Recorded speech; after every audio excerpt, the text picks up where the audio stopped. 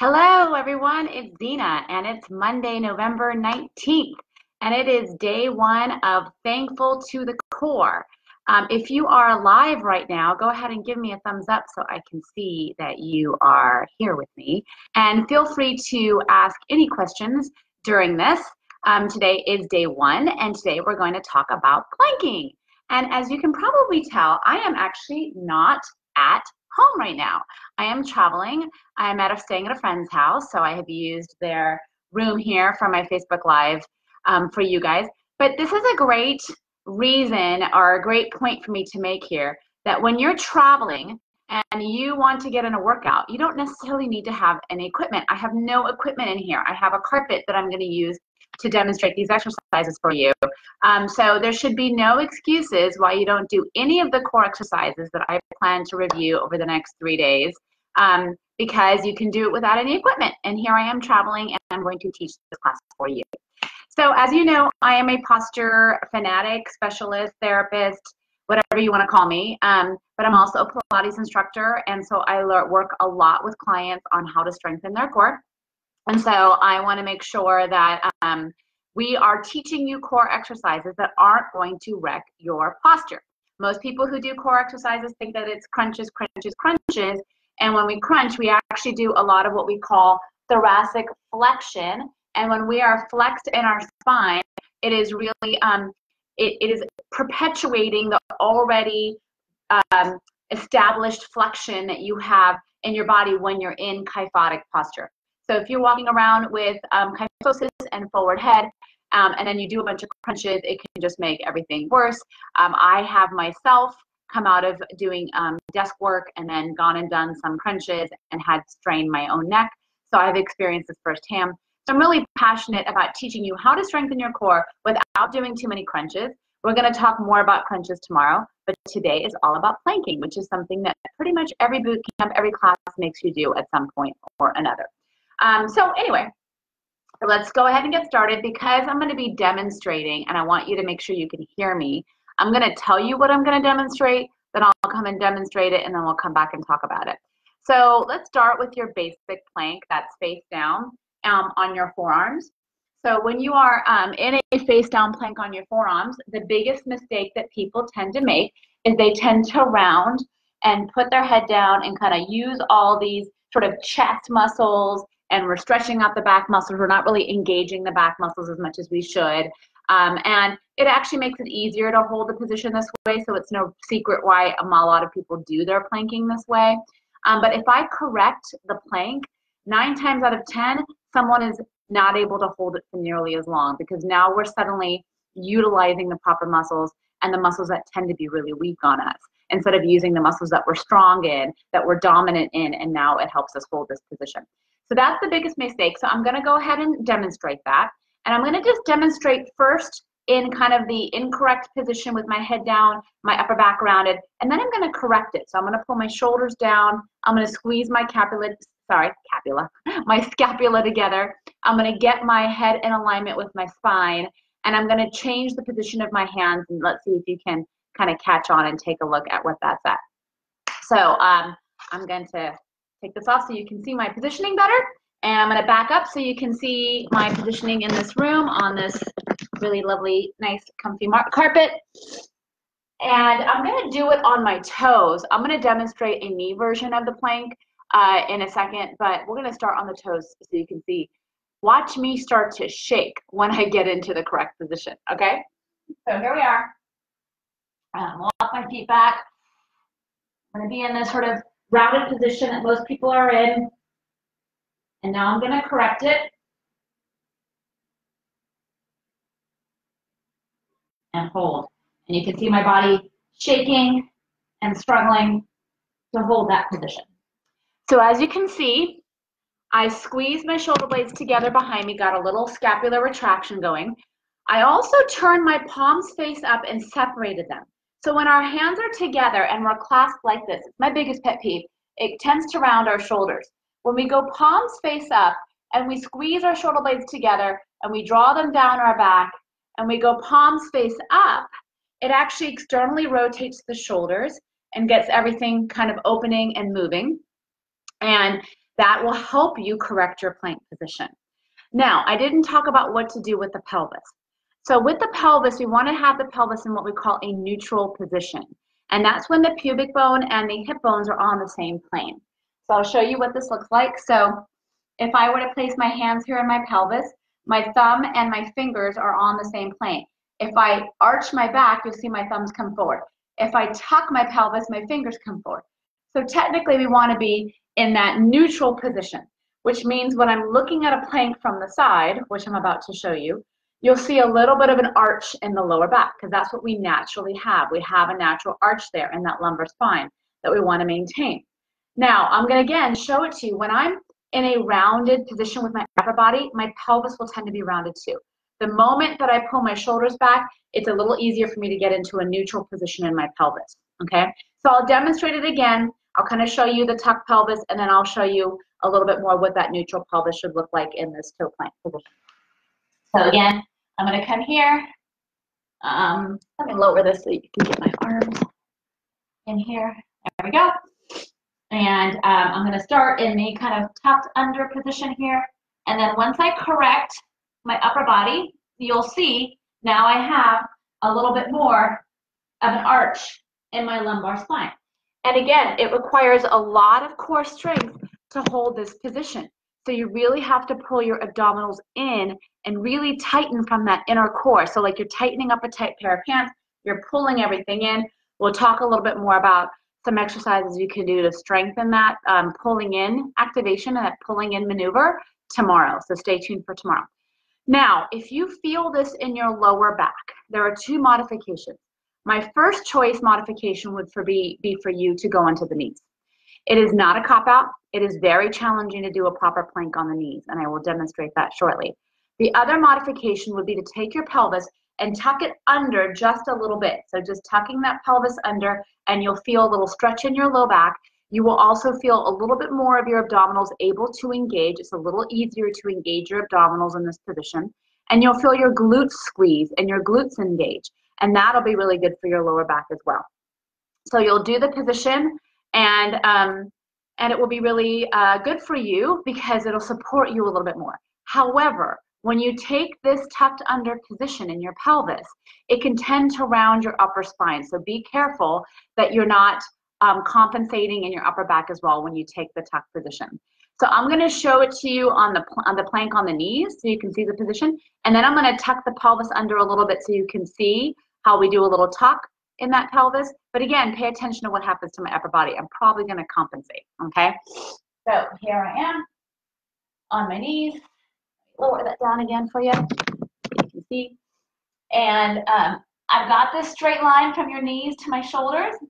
I'm squeezing my shoulder blades together here. I've got my palms face up. And then I'm going to take a little bit of a tuck. But when I take that tuck, see what happens to my upper spine.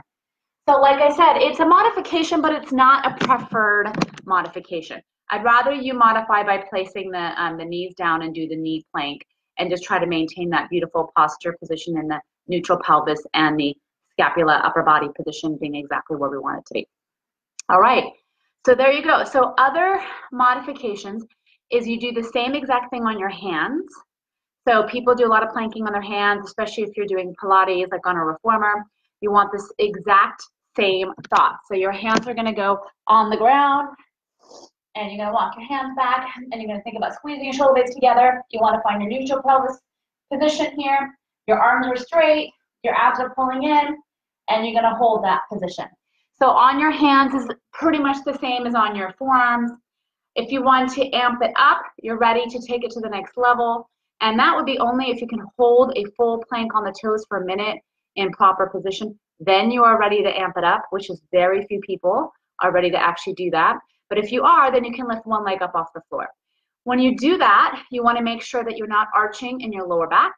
So I'm going to go ahead and demonstrate arching in the low back when I lift my leg up. But then I'm going to do it a second time by actually hip extending. So lifting my leg by using the muscles right here between my glute and my hamstring. When I lift that leg up and I engage in that little area between my glute and hamstring, that's where I'm going to move into hip extension, not lumbar extension, back extension, straining my back even more. So again, I'll demonstrate incorrectly and then I'll demonstrate correctly. So bringing this down, hands here, walking back in this position, and then I'm going to lift. See me arch from my low back there? This time I'm going to lift with no movement in that lower back. This takes a lot of work, okay? My opposing leg is squeezing like crazy for me to be able to hold this position properly. So that is all the face down planking. Okay, I got about 5 more minutes. See if I can power through. I only wanted to do 15 minutes today to keep this short and sweet for you. I'm going to do a quick side plank, and then I'm going to talk about reverse planking. So I may go over time, but that's okay. So with the side planking is awesome, but you want to really watch the upper body shoulder positioning. Again, very similar to what we just described in the face down plank. So when you're in this position, you don't want to be squished up in your neck and shoulders here and kind of putting a lot of tension. You really want to be lifted out of your neck and shoulders. You want to be engaging all these muscles down in here. I like to think about as if I've got this elbow here, like I'm trying to pull the elbow towards my hip, okay? You'll feel all these muscles activate, so try that with me. Pull that elbow in towards your hip, okay? Now I'm going to demonstrate on the knees first. So if I'm on the knees, I'm going to create a straight line from my knee all the way up to my shoulder. So you can't see from the side, but if I were to draw a straight line here, it'd be pretty straight from this ear, shoulder, hip, and knee. I'm going to straighten the bottom leg, but I'm going to keep, I'm going to straighten the top leg, but I'm going to keep that bottom leg bent. Let me scoot a little bit this way so you can see. I'm going to push up out of my shoulder. I'm going to squeeze my elbow in, and then I'm going to lift that hip up to the air. And you'll see this is actually really challenging. What wants to happen is you want to sink into the neck muscles here, the upper traps. I don't want to be in the upper traps. I want to be squeezed down here in all my scapular stabilizing muscles, and then I'm going to feel, I can feel a lot of work happening here in my bottom oblique. If you want to make this more challenging, so once you've mastered this, then you can go to straight legs.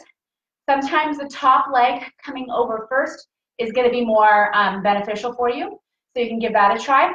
Again, you'll push up, draw the shoulder down, arm comes up in the air, and hold, okay? Or you can stack the feet on top of each other, lift up, and hold.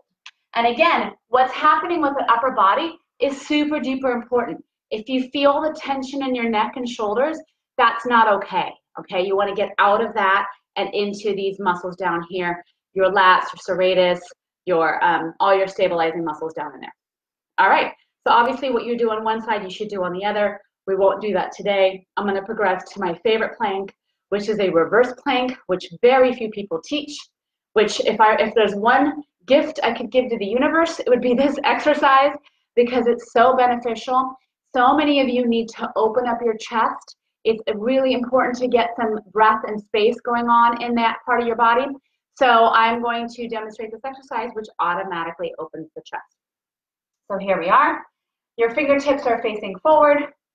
It's usually the best position here. We can go fingertips to the side.